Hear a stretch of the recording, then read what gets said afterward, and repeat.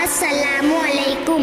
جیسا کہ ہم سبھی جانتے ہیں کہ ہمارے ملک ہندوستان کے پہلے نائب صدر جمہوریہ ڈاکٹر سرو پلی رادھا کرشنن، ان کی یوم پیدائش کو یوم اساتذہ یعنی ٹیچرز ڈے منایا جاتا ہے۔ ان کی پیدائش 5 سپٹمبر 1888 سن عیسوی تمل ناڈو میں ہوئی۔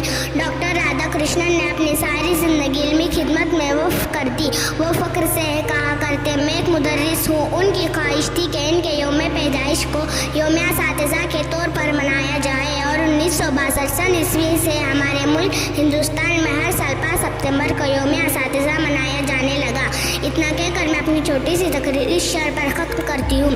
روشنی بارتا پھرتا ہے وہ سورج کی طرح، روشنی بارتا پھرتا ہے وہ سورج کی طرح، ڈوبتا ہے تو ستاروں کو چمک دیتا ہے۔ خدا حافظ۔